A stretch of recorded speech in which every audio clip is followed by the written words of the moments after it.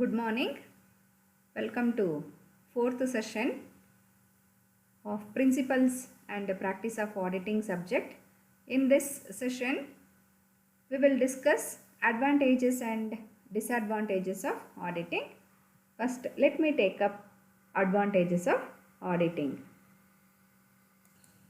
The first and foremost advantage of auditing is verification of books and statements. The main object of auditing is the verification of the books and the financial statements of the company concerned. It means the foremost advantage is to verify all the books of accounts of an organization by the auditor. When he verifies different books which are maintained in the organization, how it is advantageous? When he verifies, so there can be no mistakes, there can be no errors, there can be no frauds. So as such, the important advantage is the verification of books of statements, books of accounts. And the second advantage is detection and prevention of errors and frauds. The main advantage of auditing is to detect errors and frauds. It is the duty of the auditor, while examining the books, they should find out various kinds of errors and frauds. Therefore, the audit is very useful in preventing and detecting the errors and frauds. So, in simple terms, we can say that in the course of verifying the books of accounts, so an auditor will also detect some of the errors. Errors means, so errors are the mistakes then done without no intention. Unintentionally some errors may occur while preparing the books of accounts. And not only that, you should also detect any frauds which has taken place while preparing the books of accounts. As we know, this being the main objective of an auditing or an advantage of an auditing, an auditor has to clearly verify is there any errors or frauds in the books of accounts. And the third advantage is moral check. When each employee of the company knows that these financial transactions will be examined by the auditor, then he fears to do the fraud. The fear of their detection acts as a moral check on the employees of the company. That means in simple terms we can say, when the books of accounts are subject to auditing, the accountant or the clerk or the authorities concerned in the preparation of accounts will not commit any mistakes, will not commit any frauds, because they will be having fear in their minds. Why? Because those accounts will be audited or verified thoroughly by some independent person, which in the process of detecting, they will have a fear of auditing. Now that fear acts as a moral check, okay, on the employees. That means to say that because of this fear, they will not commit any mistakes or they will not commit any frauds in the organization. ಲೆಕ್ಕ ಪರಿಶೋಧನೆ ಮಾಡುವುದರಿಂದ ಏನೆಲ್ಲ ಅನುಕೂಲಗಳಾಗುತ್ತೆ? ಮೊದಲನೇ ಅನುಕೂಲ ಏನಾಗುತ್ತೆಪ್ಪ ಅಂತಂದರೆ, ಮೊದಲನೇದು verification of books of accounts. So ಈ ಪರಿಶೀಲನೆ ಮಾಡುವುದು ಅಥವಾ ಪರೀಕ್ಷೆ, ಎಲ್ಲ ಅಕೌಂಟ್ಸ್ ಬಿಸ್ನೆಸ್ ಆರ್ಗನೈಸೇಷನಲ್ಲಿ ಮಾಡಿರೋವಂಥ ಎಲ್ಲ ಅಕೌಂಟ್ಸನ್ನು ಪರಿಶೀಲನೆ ಮಾಡುವುದು. ಪರಿಶೀಲನೆ ಮಾಡಿದರೆ ಅದರಲ್ಲಿರುವಂಥ ತಪ್ಪುಗಳನ್ನು ತಿಳಿಬೋದು, ಅದನ್ನು ತಿದ್ದುಕೋಬೋದು, ಅಥವಾ ಯಾವುದೇ ರೀತಿಯಾದ ಮೋಸ ಅಥವಾ ವಂಚನೆ ಆಗಿದೆಯಾ ಅನ್ನೋದನ್ನು ಈ ಪರೀಕ್ಷೆ ಮಾಡುವುದರಿಂದ ನಾವು ತಿಳಿದುಕೊಳ್ಳಬಹುದು. ಹಾಗಾಗಿ ಮೊದಲನೇ ಅನುಕೂಲ ಏನಪ್ಪ ಇದರಿಂದ ಅಂತಂದರೆ, ಯಾವುದೇ ರೀತಿಯಾದ ತಪ್ಪುಗಳು ಮತ್ತು ವಂಚನೆಗಳಿದ್ದರೆ ಅದನ್ನು ಕಂಡುಹಿಡಿಯಬಹುದು. ಎಲ್ಲ ಮೂಲ ದಾಖಲಾತಿಗಳನ್ನು ಥರೋವಾಗಿ ಪರೀಕ್ಷೆ ಮಾಡುವುದರಿಂದ ಆ ಮಾಡಿರುವಂಥ ಅಕೌಂಟ್ಸಲ್ಲಿ ಯಾವುದೇ ರೀತಿಯ ತಪ್ಪುಗಳು ಇರುವುದಿಲ್ಲ, ಅದೇ ರೀತಿ ವಂಚನೆ ಕೂಡ ಮೋಸ ಕೂಡ ಇರುವುದಿಲ್ಲ. ಮೂರನೇ ಅನುಕೂಲ ಏನಪ್ಪ ಅಂತಂದರೆ, ಸೊ ಇದು ಈ ಆಡಿಟಿಂಗ್ ಈ ಪ್ರಕ್ರಿಯೆ it acts as a moral check. ಅಂದರೆ ಒಬ್ಬ ಎಂಪ್ಲಾಯಿನ ಅವನ ನೈತಿಕತೆಯನ್ನು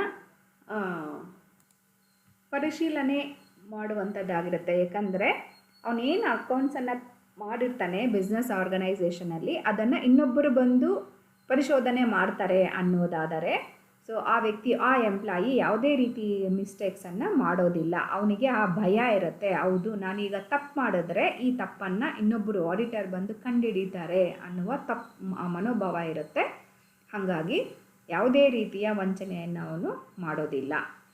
ಏನು ಆ ಮನೋಭಾವ, ನಾನು ಮಾಡಿರುವಂಥ ಅಕೌಂಟ್ಸನ್ನು ಇನ್ನೊಬ್ಬರು ಬಂದು ವೆರಿಫೈ ಮಾಡಿ ನನ್ನ ತಪ್ಪುಗಳನ್ನು ಕಂಡುಹಿಡಿದು ಬಿಡಬಹುದು ಅನ್ನುವ ಭಯ ಇದೆಯಲ್ಲ, ಆ ಭಯ ಆ ಭಯದಿಂದ ಅರ್ಧ ಅವನು ಮಿಸ್ಟೇಕ್ಸನ್ನು ಮಾಡೋದಿಲ್ಲ. ಹಾಗಾಗಿ ಆ ಭಯನೇ ಒಂಥರ ಅವನ ನೈತಿಕತೆಯನ್ನು ಅವನೇ ಪರಿಶೀಲನೆ ಮಾಡಿಕೊಂಡಂಗೆ, ಅವನೇ ಚೆಕ್ ಮಾಡಿಕೊಂಡಂಗೆ ಆಗುತ್ತೆ.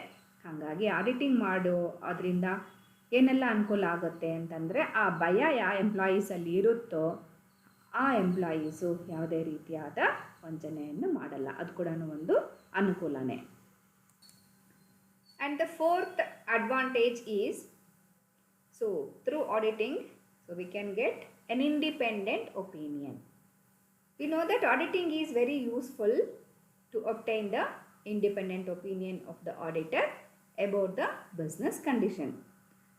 If the accounts are audited by independent auditor, the report of the auditor will show true picture and it will be very important for any organization. That means to say that as a chartered accountant or an auditor is an independent outside person. So taking opinion about the business is very important because he is no way concerned with the preparation of books of accounts. As a person independently he comes on the invitation of the management or the owners. He comes and he checks the authenticity of the books of accounts and he confirms, he ensures its authenticity. So his opinion is very important for both the management as well as the owners.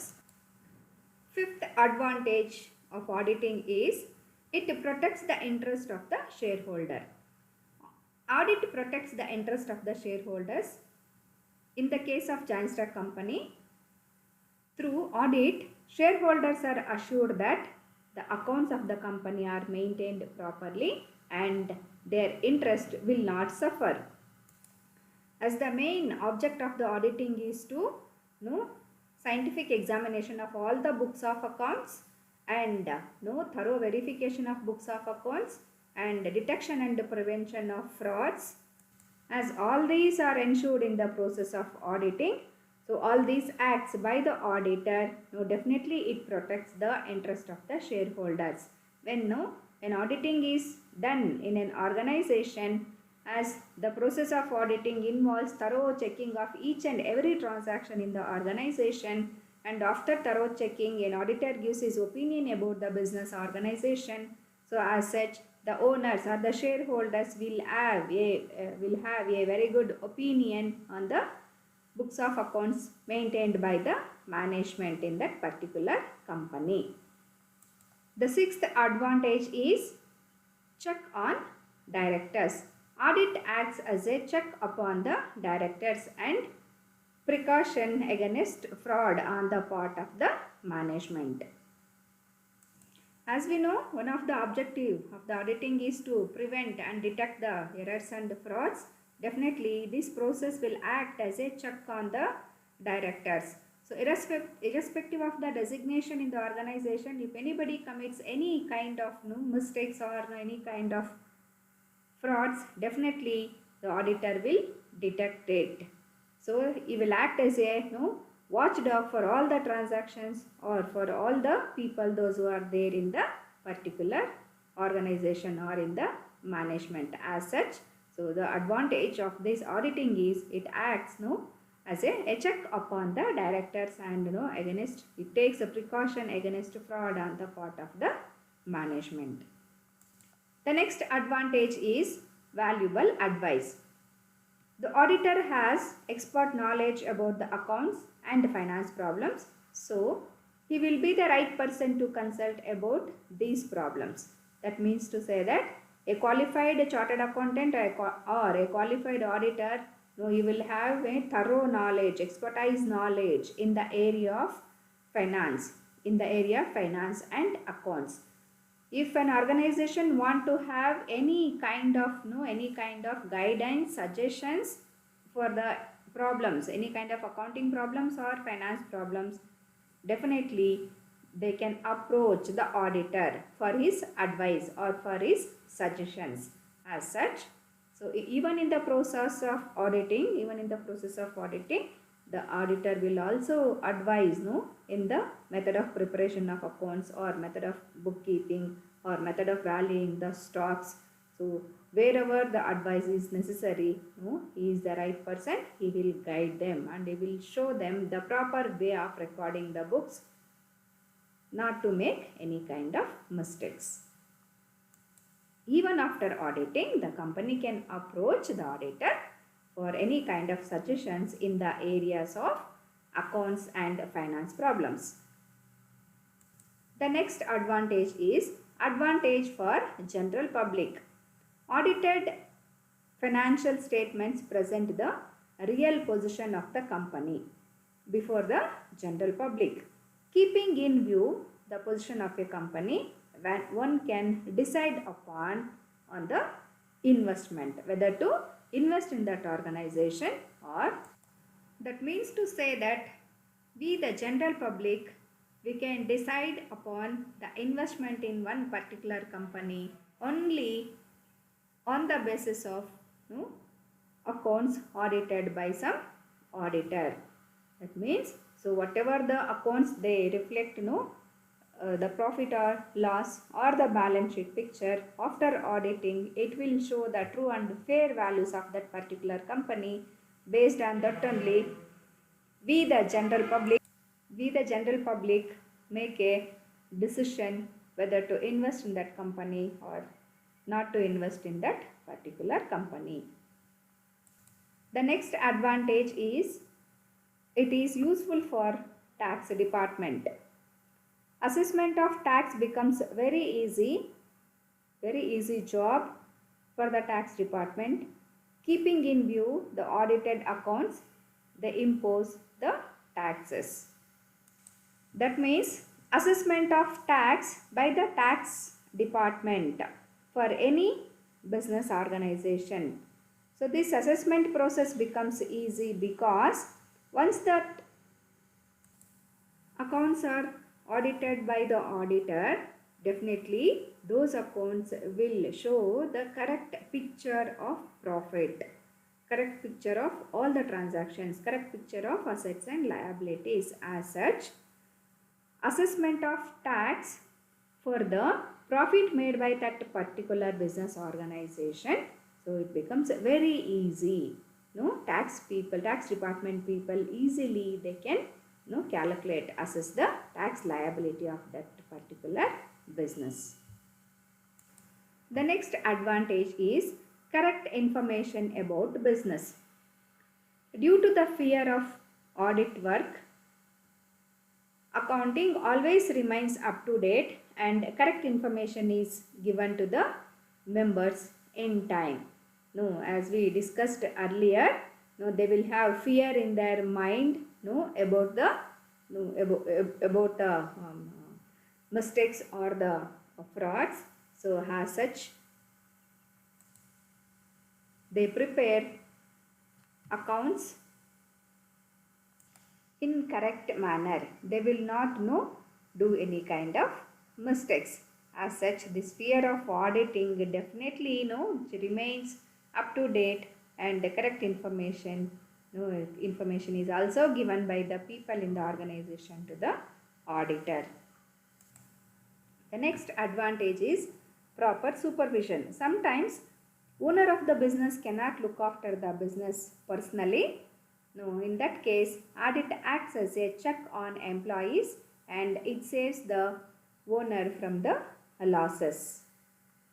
So we can say auditing is the instrument, no, which is used by the owners to monitor or to investigate the business affairs or to monitor the employees of the organization. They use this auditing as an instrument so that they will have a proper control over the business organization. Auditing ಇಂದ ನಾಲ್ಕನೇ ಅನುಕೂಲ ಏನಾಗುತ್ತೆ ಅಂತಂದರೆ, ಆ ಬಿಸ್ನೆಸ್ಗೆ ಅಥವಾ ಆ ಓನರ್ಸ್ಗೆ ಒಂದು independent opinion ಸಿಕ್ಕದಂಗೆ ಆಗುತ್ತೆ. ಆಡಿಟರು ಇವರು ಒಬ್ಬ ವ್ಯಕ್ತಿ, ಒಬ್ಬ ಇಂಡಿವಿಜುವಲ್ ಔಟ್ಸೈಡ್ ಪರ್ಸನ್ ಆಗಿರ್ತಾರೆ. ಅವರು ಅಕೌಂಟ್ಸನ್ನು ತಯಾರಿ ಮಾಡೋದ್ರಲ್ಲಿ ಯಾವುದೇ ರೋಲ್ ಇರೋದಿಲ್ಲ. ಹಾಗಾಗಿ ಹೊರಗಿನ ವ್ಯಕ್ತಿ ಬಂದು ಈ ಆರ್ಗನೈಸೇಷನಲ್ಲಿ ಪ್ರಿಪೇರ್ ಮಾಡಿರೋವಂಥ ಅಕೌಂಟ್ಸನ್ನು ಎಲ್ಲನೂ ಚೆಕ್ ಮಾಡಿ ಅವರ ವೈಯಕ್ತಿಕ ಅಭಿಪ್ರಾಯ ಕೊಟ್ಟಾಗ ಆ ಅಭಿಪ್ರಾಯ ಆ ಆರ್ಗನೈಸೇಷನ್ಗೆ ಮತ್ತು ಓನರ್ಸ್ಗೆ ತುಂಬ ಮುಖ್ಯ ಆಗುತ್ತೆ.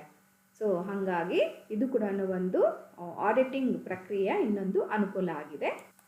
ಇದರ ಜೊತೆಗೆ ಈ ಆಡಿಟಿಂಗ್ ಪ್ರೋಸೆಸ್ಸು ಶೇರ್ ಹೋಲ್ಡರ್ಸ್ ಇಂಟ್ರೆಸ್ಟನ್ನು ಕೂಡ ಪ್ರೊಟೆಕ್ಟ್ ಮಾಡುತ್ತೆ. ಹೇಗದು ಅವ್ರ ಇಂಟ್ರೆಸ್ಟ್ನ ಪ್ರೊಟೆಕ್ಟ್ ಮಾಡುತ್ತೆ ಅಂತ ಹೇಳಿದ್ರೆ, ಜಾಯಿಂಟ್ ಸ್ಟಾಕ್ ಕಂಪನಿನಲ್ಲಿ ನಾವು ಹೇಳಬೇಕಾದ್ರೆ ಓನರ್ಸೇ ಸಪ್ರೇಟಾಗಿರ್ತಾರೆ. ಶೇರ್ ಹೋಲ್ಡರ್ಸ್ ಅವ್ರದ್ದು ಯಾವುದೇ ರೀತಿಯ ಕಂಟ್ರೋಲ್ ಆ ಬಿಸ್ನೆಸ್ ಮೇಲೆ ಇರೋದಿಲ್ಲ. ಬಿಸ್ನೆಸ್ನ ಮ್ಯಾನೇಜ್ ಮಾಡೋರು ಯಾರು? ಬೋರ್ಡ್ ಆಫ್ ಡೈರೆಕ್ಟರ್ಸು, ಎಂಪ್ಲಾಯೀಸು, ಬೇರೆ ಮ್ಯಾನೇಜ್ಮೆಂಟು ಆ ಬಿಸ್ನೆಸ್ಸನ್ನು ಕಂಪನಿನ ನೋಡ್ಕೊಳ್ತಾ ಇರ್ತಾರೆ. ಶೇರ್ ಹೋಲ್ಡರ್ಸು ಆ ಕಂಪನಿನಲ್ಲಿ ದುಡ್ಡನ್ನು ಇನ್ವೆಸ್ಟ್ ಮಾಡಿರ್ತಾರೆ. ಆ ಮಾಡಿರೋವಂಥ ಸಂದರ್ಭದಲ್ಲಿ ಆ ಶೇರ್ ಹೋಲ್ಡರ್ಸ್ಗೆ ನಮ್ಮ ಕಂಪನಿನಲ್ಲಿ ಏನು ನಡೀತಾ ಇದೆ ಅನ್ನುವ ತಿಳ್ಕೊಳ್ಳುವಂತಹ ಉದ್ದೇಶ ಇರುತ್ತೆ ಮತ್ತು ತಿಳ್ಕೊಳ್ಳುವಂಥ ಕುತೂಹಲನೂ ಕೂಡ ಇರುತ್ತೆ. ಆ ಸಂದರ್ಭದಲ್ಲಿ ಏನು ಮಾಡ್ತಾರೆ, ಅವ್ರು ಹೋಗಿ ಪ್ರತಿಯೊಂದನ್ನು ಪರೀಕ್ಷೆ ಮಾಡೋದಕ್ಕಾಗೋದಿಲ್ಲ. ಹಾಗಾಗಿ ಪ್ರತಿ ವರ್ಷ ಆ ಬಿಸ್ನೆಸ್ ಆರ್ಗನೈಸೇಷನ್ಗೆ ಒಬ್ಬ ಇಂಡಿಪೆಂಡೆಂಟ್ ಕ್ವಾಲಿಫೈಡ್ ಚಾರ್ಟರ್ಡ್ ಅಕೌಂಟೆಂಟನ್ನು ಕರೆಸಿ ಅಲ್ಲಿ ಮಾಡಿರುವಂಥ ಎಲ್ಲ ಅಕೌಂಟ್ಸನ್ನು ಚೆಕ್ ಮಾಡಿಸಿ ವೆರಿಫೈ ಮಾಡಿಸಿ ಆಡಿಟಿಂಗ್ ಮಾಡಿಸಿದ್ರೆ ಅಲ್ಲಿ ಅವನಿಗೆ ಯಾವುದೇ ಥರದ ಎರರ್ಸ್ ಆಗಿಲ್ಲ, ಯಾವುದೇ ಥರದ ಫ್ರಾಡ್ಸ್ ಆಗಿಲ್ಲ ಅನ್ನೋ ಕನ್ಫರ್ಮೇಷನ್ ಸಿಗುತ್ತೆ ಓನರ್ಸ್ಗೆ. ಹಾಗಾಗಿ ಯಾವಾಗಲ್ಲಿ ಫ್ರಾಡ್ಸ್ ಇರಲ್ಲ, ಎರರ್ಸ್ ಇರಲ್ಲ ಅಂತಂದರೆ ಆ ಅಕೌಂಟ್ಸು ಅಥವಾ ಆ ಪ್ರಾಫಿಟ್ಟು ಅಥವಾ ಆ ಬ್ಯಾಲೆನ್ಸ್ ಶೀಟಲ್ಲಿ ತೋರಿಸ್ತಾ ಇರೋವಂಥ ಅಮೌಂಟ್ಸು ಕರೆಕ್ಟಾಗಿರುತ್ತೆ. ಯಾವುದು ಮಿಸ್ಲೀಡಿಂಗ್ ಫಿಗರ್ಸ್ ಇರೋದಿಲ್ಲ, ಮಿಸ್ಅಪ್ರಾಪ್ರಿಯೇಷನ್ಸು ಇರೋದಿಲ್ಲ. ಹಾಗಾಗಿ ಶೇರ್ ಹೋಲ್ಡರ್ಸ್ ಇಂಟ್ರೆಸ್ಟ್ ಅಥವಾ ಓನರ್ಸ್ ಇಂಟ್ರೆಸ್ಟ್ನ ಕೂಡ ಈ ಆಡಿಟಿಂಗ್ ಅನ್ನೋದು ಪ್ರೊಟೆಕ್ಟ್ ಮಾಡುತ್ತೆ. ಇನ್ನೊಂದು ಅನುಕೂಲ ಏನಪ್ಪ ಅಂತಂದರೆ, ಈ auditing process it will check on the directors. ಅಂದರೆ ಆ ಡೈರೆಕ್ಟರ್ಸ್ ಏನು ಮಾಡ್ತಿದ್ದಾರೆ, ಮ್ಯಾನೇಜ್ಮೆಂಟ್ ಏನು ಮಾಡ್ತಾಯಿದೆ, ಎಂಪ್ಲಾಯೀಸ್ ಏನು ಮಾಡ್ತಿದ್ದಾರೆ, ಪ್ರತಿಯೊಂದನ್ನು ಥರೋವಾಗಿ ಚೆಕ್ ಮಾಡೋದ್ರಿಂದ, ವೆರಿಫೈ ಮಾಡೋದ್ರಿಂದ ಸೊ ಡೈರೆಕ್ಟರ್ಸ್ ಕೂಡ ಯಾವುದೇ ರೀತಿಯ ಫ್ರಾಡ್ ವಂಚನೆ ಮಾಡೋದಕ್ಕೆ ಅವಕಾಶ ಇರೋದಿಲ್ಲ. ಪ್ರತಿಯೊಂದನ್ನು ಚೆಕ್ ಮಾಡೋದ್ರಿಂದ ಸೊ ಯಾರೇ ಆಗಲಿ, ಡೈರೆಕ್ಟರ್ಸ್ ಆಗಿರಲಿ, ಮ್ಯಾನೇಜ್ಮೆಂಟ್ ಆಗಿರಲಿ, ಎಂಪ್ಲಾಯೀಸ್ ಆಗಿರಲಿ, ಬೇರೆ ಅಥಾರಿಟೀಸು ಯಾವುದೇ ರೀತಿಯ ಫ್ರಾಡನ್ನು ಮಾಡೋದಕ್ಕೆ ಅವಕಾಶನೇ ಇಲ್ಲ. ಹಂಗೇನಾದರೂ ಮಾಡಿದ್ರೆ ಅವರು ಆಡಿಟಿಂಗಲ್ಲಿ ಸಿಕ್ಕಾಕೊಳ್ತೀವಿ ಅನ್ನೋ ಭಯ ಇರುತ್ತೆ. ಹಾಗಾಗಿ ಯಾವಾಗ ಆ ಭಯ ಇರುತ್ತೋ ಆ ಭಯ ವಂಚನೆ ಮಾಡೋದನ್ನು ಕಡಿಮೆ ಮಾಡಿಸುತ್ತೆ, ಅಥವಾ ಮಾಡಿಸೋದೇ ಇಲ್ಲ, ವಂಚನೆ ಮಾಡೋದಕ್ಕೆ ಯೋಚನೆ ಕೂಡ ಅವರು ಮಾಡೋದಿಲ್ಲ. ಇನ್ನೊಂದು ಅನುಕೂಲ ಏನಪ್ಪ ಅಂತಂದರೆ, ಸೊ ಆಡಿಟಿಂಗ್ ಅನ್ನೋದು ಒಂದು ವ್ಯಾಲ್ಯೂಬಲ್ ಅಡ್ವೈಸನ್ನು ಕೂಡ ಕೊಡ್ಬೋದು ಆಡಿಟರು.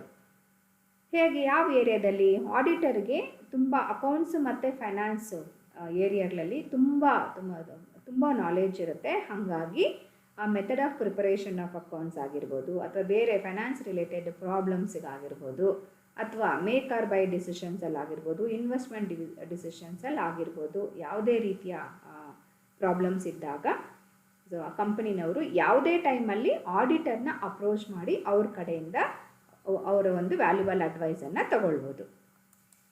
ಇನ್ನೊಂದು ಅನುಕೂಲ ಯಾರಿಗೆ? ಜನರಲ್ ಪಬ್ಲಿಕ್ಗೆ, ನಮಗೆಲ್ಲ ಇರುತ್ತೆ. ಜನರಲ್ ಪಬ್ಲಿಕ್ಗೆ ಹೇಗಿರುತ್ತೆ? ಜನರಲ್ ಪಬ್ಲಿಕ್ಗೆ ಯಾವ ರೀತಿ ಅನುಕೂಲ ಆಗುತ್ತೆ ಆಡಿಟ್ ಮಾಡಿರೋದ್ರಿಂದ ಅಂತ ಹೇಳಿದ್ರೆ, ನಾವು ಪಬ್ಲಿಕ್ ಯಾವುದೇ ಒಂದು ಕಂಪನಿನಲ್ಲಿ ನಮ್ಮ ದುಡ್ಡನ್ನು ಇನ್ವೆಸ್ಟ್ ಮಾಡೋದಕ್ಕಿಂತ ಮುಂಚೆ ನಾವು ಏನು ನೋಡ್ತೀವಿ? ಮೊದಲಿಗೆ ಆ ಬ್ಯಾಲೆನ್ಸ್ ಶೀಟು, ಆ ಫೈನಾನ್ಷಿಯಲ್ ಇಯರಲ್ಲಿ ಅಥವಾ ಆ ಪ್ರಾಫಿಟ್ ಆ್ಯಂಡ್ ಲಾಸ್ ಅಕೌಂಟ್ ಮತ್ತು ಬ್ಯಾಲೆನ್ಸ್ ಶೀಟು ಆ ಕಂಪನಿದು ಆಡಿಟ್ ಆಗಿದೆಯಾ ಅನ್ನೋದು ಫಸ್ಟ್ ನಾವು ನೋಡಿರ್ತೀವಿ.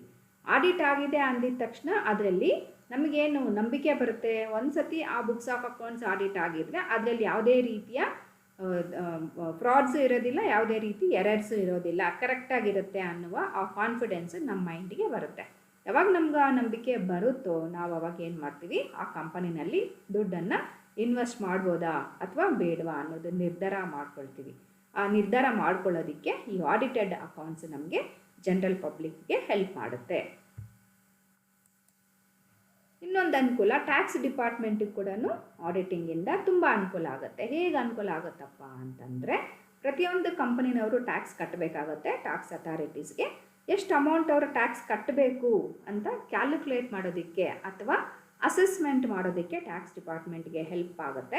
ಹೇಗೆ ಹೆಲ್ಪ್ ಆಗುತ್ತೆ ಅಂದರೆ, ಒಂದು ಸತಿ ಆ ಪ್ರಾಫಿಟನ್ನು ಅಥವಾ ಆ ಅಕೌಂಟಲ್ಲಿ ತೋರಿಸ್ತಾ ಇರೋವಂಥ ಪ್ರಾಫಿಟನ್ನು ಆಡಿಟ್ ಮಾಡಿದಾದಮೇಲೆ ಇಷ್ಟು ಪ್ರಾಫಿಟ್ ಬಂದಿದೆ ಅಂತಾದರೆ, ಸೊ ಅದಕ್ಕೆ ಹಿಂದಿನ ಎಲ್ಲ ಟ್ರಾನ್ಸಾಕ್ಷನ್ಸು ಆಡಿಟರ್ಸು ತರುವಾಗಿ ಚೆಕ್ ಮಾಡಿದ್ದಾರೆ ಅಂತ ಅರ್ಥ.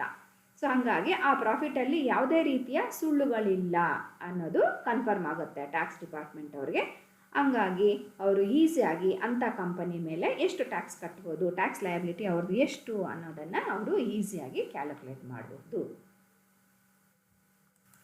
ಇನ್ನೊಂದು ಅಡ್ವಾಂಟೇಜ್ ಏನಪ್ಪ ಅಂತಂದರೆ, so correct information about the business. So ಯಾವಾಗಲೂ ಆಡಿಟ್ ಆಗುತ್ತೆ ಅನ್ನೋ ಆ ಭಯ ಇರುತ್ತಲ್ವ ಎಲ್ಲರಲ್ಲೂ ಆ ಕಂಪನಿನಲ್ಲಿ, irrespective of the hierarchy.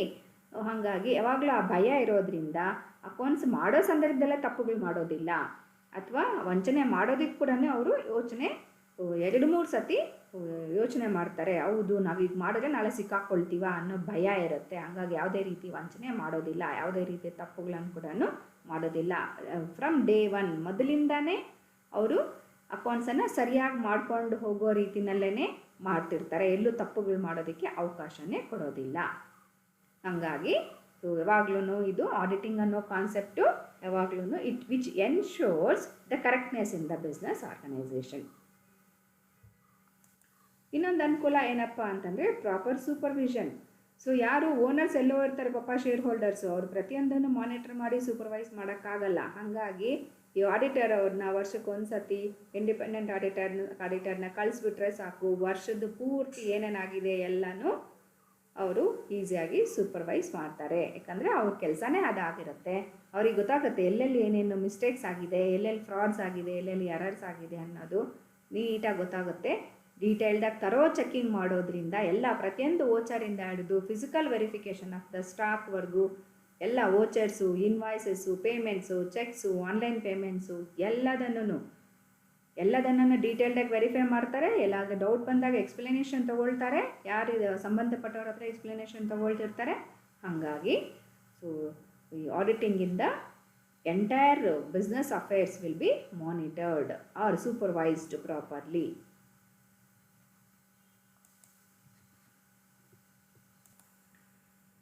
Now we will move on to disadvantages of auditing. The first disadvantage is non-detection of errors and frauds. Auditor may not be able to detect certain frauds which are committed with malified intentions, that is with the intention of deceiving. So in order to deceive, they will commit some frauds. So that is very difficult to detect. And the second disadvantage is dependence on the explanation given by the others who are there in the organization. As we know, auditor has to depend on the explanation and information given by the responsible officers of the company. Audit report is very much affected adversely if the explanation and information provided to be false. ಈಗ ಆಡಿಟಿಂಗ್ನ ಅನಾನುಕೂಲಗಳನ್ನು ಒಂದೊಂದೇ ತಿಳ್ಕೊಳ್ಳೋಣ. ಮೊದಲನೇದೇನಪ್ಪ ಅಂತಂದರೆ, so non detection of errors and frauds. ಯಾರೇ ವಂಚನೆ ಮಾಡುವ ಉದ್ದೇಶದಿಂದ ಏನಾದರೂ ಏನಾದರೂ ಕೆಲಸ ಮಾಡಿದರೆ, ವಂಚನೆ ಮಾಡಿದರೆ ಅವರು ಎಲ್ಲ ಥರದ ಪ್ರಿಕಾಷನ್ಸ್ ತೊಗೊಂಡು ವಂಚನೆ ಮಾಡಿರ್ತಾರೆ. ಆಯಿತಾ, ಎಲ್ಲೂ ಸಿಕ್ಕಾಕ್ಕೋಬಾರ್ದು ಅನ್ನುವ ಒಂದು ಇದರಿಂದನೇ ಉದ್ದೇಶಪೂರ್ವಕವಾಗಿ ಮಾಡಿರ್ತಾರೆ. ಹಾಗಾಗಿ ಅಂಥ ಎರರ್ಸನ್ನು ಅಥವಾ ಅಂಥ ಫ್ರಾಡ್ಸನ್ನು ಡಿಟೆಕ್ಟ್ ಮಾಡೋದಕ್ಕೆ, ಕಂಡು ಹಿಡಿಯೋದಕ್ಕೆ ತುಂಬ ಕಷ್ಟ ಆಗುತ್ತೆ. ಅದು ಮೇನ್ ಡಿಸ್ಅಡ್ವಾಂಟೇಜ್ ಆಫ್ ಆಡಿಟಿಂಗ್. ಎರಡನೇದೇನಪ್ಪ ಅಂತಂದರೆ, ಆಡಿಟ್ ರಿಪೋರ್ಟ್ ಹೇಗಿರುತ್ತೆ ಅಂತಂದರೆ, ಅವ್ರು ಏನು ನೋಡಿರ್ತಾರೆ ಮತ್ತು ಎಕ್ಸ್ಪ್ಲನೇಷನ್ ಏನು ಕೊಟ್ಟಿರ್ತಾರೆ ಬಿಸ್ನೆಸ್ ಆರ್ಗನೈಸೇಷನಲ್ಲಿ, ಆ ಎರಡರ ಮೇಲೆ ಆಡಿಟ್ ರಿಪೋರ್ಟ್ ಆಗಿರೋದ್ರಿಂದ, ರಿಪೋರ್ಟನ್ನು ಬರೆಯೋದ್ರಿಂದ ಏನಾದರೂ ಅಲ್ಲಿ ಕೆಲಸ ಮಾಡುವಂಥವರು ಮ್ಯಾನೇಜ್ಮೆಂಟ್ ಆಗಲಿ, ಎಂಪ್ಲಾಯೀಸ್ ಆಗಲಿ, ಬೇರೆ ಅಥಾರಿಟೀಸ್, ಬೋರ್ಡ್ ಆಫ್ ಡೈರೆಕ್ಟರ್ಸ್ ಆಗಲಿ ಸುಳ್ಳು ಮಾಹಿತಿಯನ್ನು ಕೊಟ್ಟಾಗ ಕೆಲವೊಂದು ಸರ್ತಿ ಆ ಸುಳ್ಳು ಮಾಹಿತಿ ಮೇಲೆ ರಿಪೋರ್ಟ್ ಬರೆದಿರ್ತಾರೆ, ಆವಾಗ ಆ ರಿಪೋರ್ಟ್ ಕೂಡ ತಪ್ಪಾಗೋ ಸಾಧ್ಯತೆ ಇರುತ್ತೆ. The third disadvantage is dependence on explanation of others.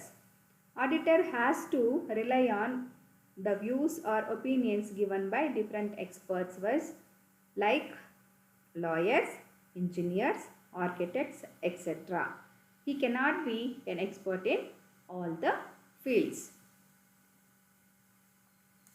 No, as the auditor is not expert in all the fields, sometimes all legally related matters he will refer to the lawyers, and all product related aspects to production related aspects he will refer to the engineers, and some other issues to the architects, architect related issues to architects, and etc.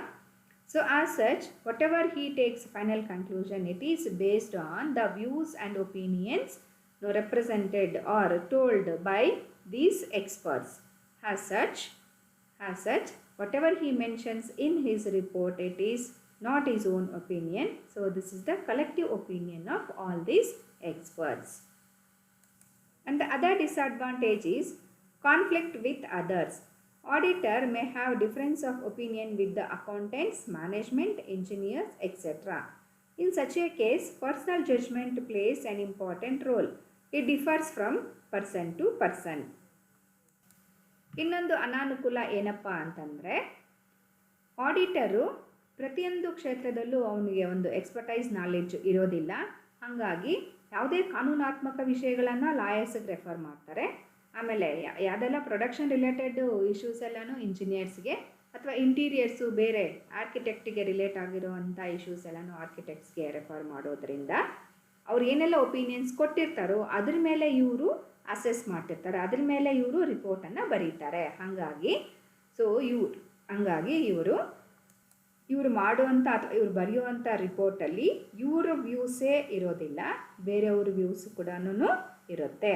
ಅಂದರೆ ಇವ್ರು ಏನು final conclusion ಕೊಡ್ತಾರೆ ಅದು ಇವರು ಸ್ವಂತದ್ದಾಗಿರೋದಿಲ್ಲ, ಎಲ್ಲರೂ ಏನು ಕೊಟ್ಟಿರ್ತಾರೋ ಅದನ್ನೆಲ್ಲ collect ಮಾಡಿ ಅದ್ರ ಮೇಲೆ ಇವರು ಪರ್ಸ್ನಲ್ ಜಡ್ಜ್ಮೆಂಟ್ ಮಾಡಿಕೊಂಡು ಕೊಟ್ಟಿರ್ತಾರೆ. ಹಾಗಾಗಿ ಇವರು ಯಾವಾಗಲೂ ಬೇರೆಯವ್ರ ಮೇಲೆ ಡಿಪೆಂಡ್ ಆಗಲೇಬೇಕಾಗಿರುತ್ತೆ. ಅದು ಒಂದು ಅನಾನುಕೂಲ.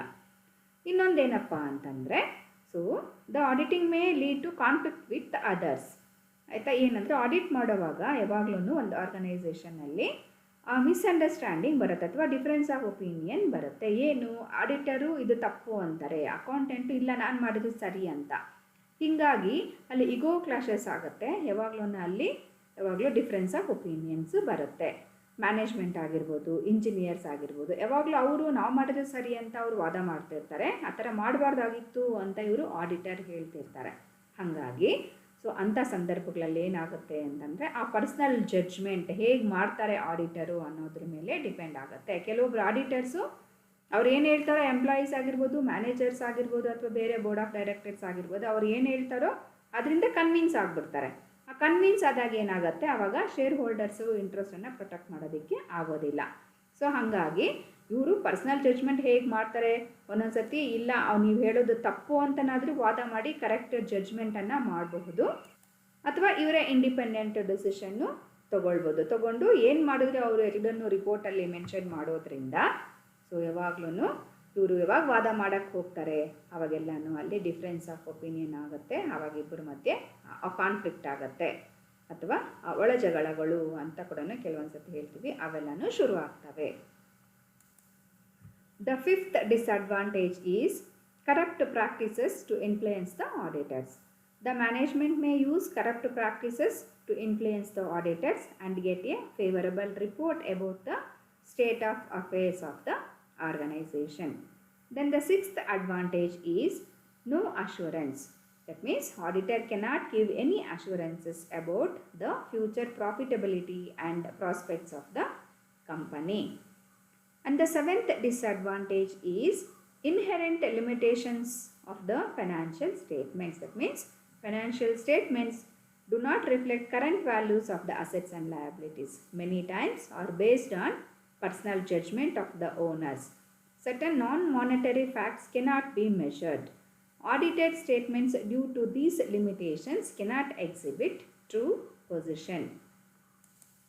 ಇನ್ನೊಂದು ಅನಾನುಕೂಲ ಏನಪ್ಪ ಅಂತಂದರೆ, ಸೊ ಕೆಲವೊಂದು ಸರ್ತಿ ಆಡಿಟರ್ ಕಡೆಯಿಂದ ಒಳ್ಳೆ ರಿಪೋರ್ಟು, ಫೇವರಬಲ್ ಆಗಿರುವಂಥ ರಿಪೋರ್ಟು ಅಥವಾ ಅನುಕೂಲವಾಗಿರೋ ರಿಪೋರ್ಟನ್ನು ತಗೊಳ್ಬೇಕು ಅಂತ ಏನು ಮಾಡ್ತಾರೆ, ಮ್ಯಾನೇಜ್ಮೆಂಟ್ ಅವರು ಅಥವಾ ಕಂಪನಿನವರು ಏನು ಮಾಡ್ತಾರೆ, ಅವರನ್ನು ಕರಪ್ಟ್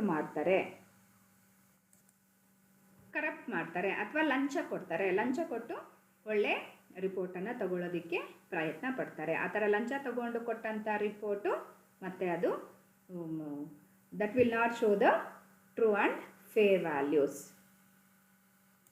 ಇನ್ನೊಂದು ಅನಾನುಕೂಲ ಏನಪ್ಪ ಅಂತಂದರೆ, ಯಾವುದೇ ಆಡಿಟರು ಫ್ಯೂಚರ್ ಬಗ್ಗೆ ಅಶ್ಯೂರೆನ್ಸ್ ಕೊಡೋದಿಲ್ಲ. ನಾಳೆ ನೆಕ್ಸ್ಟ್ ಇಯರ್ ಇವಿಷ್ಟು ಪ್ರಾಫಿಟ್ ಮಾಡ್ಬೋದು ಅಥವಾ ನಿಮ್ಮ ಬಿಸ್ನೆಸ್ಗೆ ನೆಕ್ಸ್ಟ್ ಇಂಥ ಒಳ್ಳೊಳ್ಳೆ ಅವಕಾಶಗಳಿದೆ ಅನ್ನೋದನ್ನು ಯಾರೂ ಗ್ಯಾರಂಟಿ ಕೊಡೋದಿಲ್ಲ, ಅಶ್ಯೂರೆನ್ಸ್ ಕೊಡೋದಿಲ್ಲ. ಅವ್ರ ಕೆಲಸ ಏನು, ಮಾಡಿರೋವಂಥ ಅಕೌಂಟ್ಸನ್ನು ಬಂದು ಅವರು ಸರಿಯಾಗಿ ಮಾಡಿದಾರಾ, ತಪ್ಪುಗಳು ಇದೆಯಾ ಇಲ್ವಾ ಅಂತನ ಕಂಡಿಡಿದು ಯಾವುದೇ ರೀತಿ ತಪ್ಪುಗಳಿಲ್ಲ ಅಥವಾ ಯಾವುದೇ ರೀತಿ ಫ್ರಾಡ್ ಇಲ್ಲ ಅಂತ ತಿಳಿಸೋದು ಅಷ್ಟೇ ಆಗಿರುತ್ತೆ. ಫ್ಯೂಚರ್ ಬಗ್ಗೆ ಅವರು ಎಲ್ಲೂ ಯಾವುದೇ ರೀತಿಯ ಅಶ್ಯೂರೆನ್ಸನ್ನು ಕೊಡೋದಿಲ್ಲ. ಇನ್ನೊಂದು ಡಿಸ್ಅಡ್ವಾಂಟೇಜ್ ಅಥವಾ ಅನಾನುಕೂಲ ಏನಪ್ಪ ಅಂತಂದರೆ, ಯಾವಾಗಲೂ ಫೈನಾನ್ಷಿಯಲ್ ಸ್ಟೇಟ್ಮೆಂಟ್ಸು ಯಾವುದೂ ಅಸೆಟ್ಸ್ ಆಗಿರ್ಬೋದು ಅಥವಾ ಲಯಬಿಲಿಟೀಸ್ ಇರ್ಬೋದು, ಅದು ಕರೆಂಟ್ ವ್ಯಾಲ್ಯೂಸ್ನ ರಿಫ್ಲೆಕ್ಟ್ ಮಾಡೋದಿಲ್ಲ, ತೋರಿಸೋದಿಲ್ಲ. ಸೊ ಯಾವಾಗಲೂ ಮಾರ್ಕೆಟ್ ವ್ಯಾಲ್ಯೂ ಬೇರೆ ಇರುತ್ತೆ, ಬುಕ್ ವ್ಯಾಲ್ಯೂನು ಬೇರೆ ಇರುತ್ತೆ. ಅದರಲ್ಲಿ ಅಕೌಂಟಿಂಗ್ ಪ್ರಿನ್ಸಿಪಲ್ಸ್ ಪ್ರಕಾರ ಯಾವ್ಯಾವ ಐಟಮನ್ನು ಹೇಗೆ ರೆಕಾರ್ಡ್ ಮಾಡಬೇಕು ಆ ರೀತಿ ರೆಕಾರ್ಡ್ ಮಾಡ್ಕೊತಾ ಹೋಗಿರ್ತೀವಿ. ಹಾಗಾಗಿ ತುಂಬ ಸರ್ತಿ ಏನಾಗುತ್ತಪ್ಪ ಅಂತಂದರೆ, ಅದನ್ನು ಅಸೆಸ್ ಮಾಡುವಾಗ ಪರ್ಸ್ನಲ್ ಜಡ್ಜ್ಮೆಂಟ್ ಮೇಲೆ ಅದನ್ನು ಎವ್ಯಾಲ್ಯೂಯೇಟ್ ಮಾಡ್ತಾ ಹೋಗ್ತಾರೆ. Personal judgement of the owners ಏನು ಡಿಸೈಡ್ ಮಾಡ್ತಾರೋ ಅಥವಾ ಅವ್ರ ಜಡ್ಜ್ಮೆಂಟ್ ಪ್ರಕಾರ ಇಷ್ಟು ವ್ಯಾಲ್ಯೂ ಅಂತ ಅಸರ್ಟೈನ್ ಮಾಡಿರ್ತಾರೋ ಅದ್ರ ಮೇಲೆ ಆಡಿಟು ಮಾಡಬೇಕಾಗುತ್ತೆ. ಸೊ ಹಾಗಾಗಿ ತುಂಬ ಸರ್ತಿ ನಾನ್ ಮಾನಿಟರಿ ಫ್ಯಾಕ್ಟ್ಸ್ ಏನಿರುತ್ತೋ, ಅದರ್ ದೆನ್ ಫೈನಾನ್ಷಿಯಲ್ ಮ್ಯಾಟರ್ಸ್ ಏನೆಲ್ಲ ಇರುತ್ತೋ ಅದನ್ನು ಕ್ಲಿಯರಾಗಿ ಒಂದೇ ಥರ ಮೆಷರ್ ಮಾಡೋದಕ್ಕೆ ಆಗೋದಿಲ್ಲ. ಸೊ ಹಂಗಾಗಿ ಈ ಎಲ್ಲ ಲಿಮಿಟೇಷನ್ಸಿಂದ ಏನಾಗುತ್ತೆ, ಸೊ ಇವೆಲ್ಲನೂ ಒಂದು ಆಡಿಟಿಂಗ್ನ ಡಿಸ್ಅಡ್ವಾಂಟೇಜಸ್ ಅಂತಲೇ ನಾವು ಹೇಳ್ಬೋದು. The next disadvantage is auditing is post-mortem examination. We can say auditing work begins where accounting ends. Then the auditor is fully depends upon the accounting transaction provided by the accountant in the throughout the year. So auditing work is not suitable for current position of the business, but it is useful to the future business situations. The other disadvantage is detailed checking not possible. Auditor cannot check each and every transaction he may require to do. Sometimes he will do some kind of test checking. Only few transactions he will do. ಆಡಿಟಿಂಗ್ನ ಇನ್ನೊಂದು ಅನಾನುಕೂಲ ಏನಪ್ಪ ಅಂತಂದರೆ, so it says that auditing is post mortem examination. ನಾವು ಒಂದು ವ್ಯಕ್ತಿಗೆ ಅವನು ತೀರೋದ್ಮೇಲೆ ಹೇಗೆ ಅವನಿಗೆ ಮರಣೋತ್ತರ ಪರೀಕ್ಷೆ ಮಾಡ್ತೀವಿ, ಆ ಥರ ಆಡಿಟಿಂಗ್ ಅಂತ ಹೇಳ್ತಾರೆ. ಯಾಕಂದರೆ ವರ್ಷ ಪೂರ್ತಿ ಅಕೌಂಟ್ಸನ್ನು ಪ್ರಿಪೇರ್ ಮಾಡಿದ್ದ ಆದಮೇಲೆ ಅದು ಸರಿ ಇದೆಯಾ ತಪ್ಪಿದೆಯಾ, ಅದರಲ್ಲಿ ಏನಾದರೂ ವಂಚನೆ ಆಗಿದೆಯಾ ಅಂತ ಕಂಡುಹಿಡಿಯೋದಕ್ಕೆ ಆಡಿಟರು ಆಮೇಲೆ ಬರ್ತಾರೆ. ವರ್ಷದ ಕೊನೆಯಲ್ಲಿ ಅಕೌಂಟ್ಸ್ ಎಲ್ಲ ಪ್ರಿಪೇರ್ ಆದಮೇಲೆ ಬರ್ತಾರೆ. ಅಂದರೆ ಏನು ಹೇಳುತ್ತಪ್ಪ ಆಡಿಟಿಂಗ್ ಅಂದರೆ, auditing starts when accounts ends ಅಂತ ಒಂದು ಫ್ಯಾಕ್ಟ್ ಕೂಡ ಇದೆ. ಹಾಗಾಗಿ ಅಕೌಂಟ್ಸ್ ಮಾಡೋ ಸಂದರ್ಭದಲ್ಲೇ ಆಡಿಟಿಂಗ್ ಇದ್ಬಿಟ್ರೆ ತಪ್ಪುಗಳನ್ನು ಇನ್ನೂ ಚೆನ್ನಾಗಿ ಮಿನಿಮೈಸ್ ಮಾಡ್ಬೋದು ಅಂತ ಕೂಡ ಹೇಳ್ಬೋದು. ಹಾಗಾಗಿ ವರ್ಷ ಪೂರ್ತಿ ಮಾಡಿದಾದ್ಮೇಲೆ ಬಂದು ಇವರು ವೆರಿಫೈ ಮಾಡೋದ್ರಿಂದ ಅದನ್ನು ನಾವು ಒಂದು ಡಿಸ್ಅಡ್ವಾಂಟೇಜ್ ಅಂತ ನಾವು ಕನ್ಸಿಡರ್ ಮಾಡಬಹುದು. ಇನ್ನೊಂದು ಡಿಸ್ಅಡ್ವಾಂಟೇಜ್ ಅಥವಾ ಅನಾನುಕೂಲ ಏನಪ್ಪ ಅಂತಂದರೆ, ಸೊ ಕೊನೆಯಲ್ಲಿ ಅಕೌಂಟ್ಸ್ ಎಲ್ಲ ಆದಮೇಲೆ ಕೊನೆಯಲ್ಲಿ ಆಡಿಟಿಂಗ್ ಬಂದು ಅವರು ಮಾಡ್ತಾರೆ.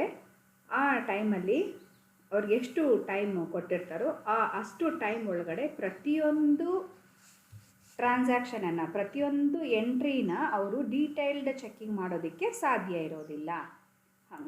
ಕೆಲವೊಂದು ಸತಿ ಆಡಿಟರು ಟೆಸ್ಟ್ ಚೆಕ್ಕಿಂಗನ್ನು ಮಾಡ್ಕೊತಾ ಹೋಗ್ತಾರೆ. ಅಂದರೆ ಸೆಲೆಕ್ಟೆಡ್ ಟ್ರಾನ್ಸಾಕ್ಷನ್ಸನ್ನು ಮಾತ್ರ ವೆರಿಫೈ ಮಾಡಿಕೊಂಡು ಅದರ ಕರೆಕ್ಟ್ನೆಸ್ಸನ್ನು ಅವ್ಯಾಲ್ಯೂಯೇಟ್ ಮಾಡಿಕೊಂಡು ಹೋಗ್ತಾ ಇರ್ತಾರೆ. So they will test checking ಅಂದರೆ ಕೆಲವೊಂದು ತರೋವಾಗಿ ಡೀಟೇಲ್ಡಾಗೆಲ್ಲ ಚೆಕ್ ಮಾಡಿದೆ ಎಲ್ಲೆಲ್ಲಿ ಅವಶ್ಯಕತೆ ಇದೆಯೋ ಅದನ್ನು ತರೋವಾಗಿ ಎಕ್ಸಾಮಿನೇಷನ್ ಮಾಡ್ಕೊಂಡು ಹೋಗೋದ್ರಿಂದ ಅದು ಕೂಡ ನಮಗೆ ಒಂದು ಡಿಸ್ಅಡ್ವಾಂಟೇಜ್ ಆಗಿದೆ.